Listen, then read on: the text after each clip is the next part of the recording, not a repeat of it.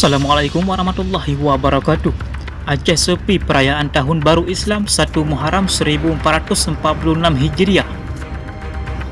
Provinsi Aceh yang berjuluk Serambi Mekah dan merupakan daerah yang menerapkan syariat Islam di Indonesia. Kali ini sepi dari acara yang memeriahkan perayaan Tahun Baru Islam 1 Muharram 1446 Hijriah.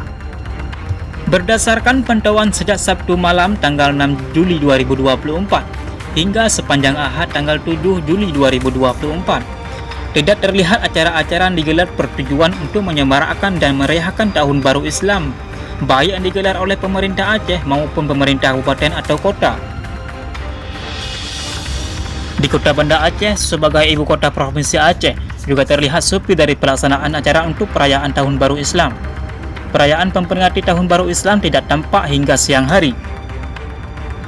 Dari informasi yang dihimpun menyebutkan perayaan ataupun memperingati Tahun Baru Islam oleh pemerintah Aceh melalui Dinas Syariat Islam yang digelar hanya sebatas dalam bentuk ceramah agama. Ceramah atau tausiah menyambut 1 Muharram 1446 Hijriah digelar di Masjid Raya Baitur Rahman Banda Aceh pada Sabtu malam 6 Juli 2024 usai salat maghrib. Ceramah singkat selama 30 menit itu disampaikan oleh Ustaz dari Al-Walus Zikri, LCMA dosen Cerkala Langsa, dengan tema momentum Hijriah menuju Aceh yang bermartabat dan beradab. Sementara PJ Gubernur Aceh Bustami Hamzah yang berhalangan hadir pada kesempatan tersebut diwakili oleh Kepala Dinas Syariat Islam Aceh Zahrul Fajri.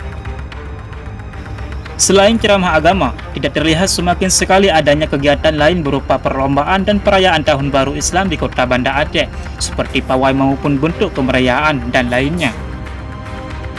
Sepinya perayaan Tahun Baru Islam dan disambut biasa-biasa saja di Aceh yang menerapkan syariat Islam dan berjuluk Serambi Mekah, karena tak ada kegiatan khusus menyambut 1 Muharram 1446 Hijriah di tingkat provinsi maupun kabupaten atau kota, disesalkan sejumlah kalangan. Hal itu tentu sangat miris karena berbeda jauh dengan perayaan Tahun Baru Masehi yang disambut begitu-begitu meriah oleh masyarakat, meskipun perayaan Tahun Baru dilarang oleh pemerintah di Aceh. Hanya sekian. Assalamualaikum warahmatullahi wabarakatuh. NAT TV mengabarkan.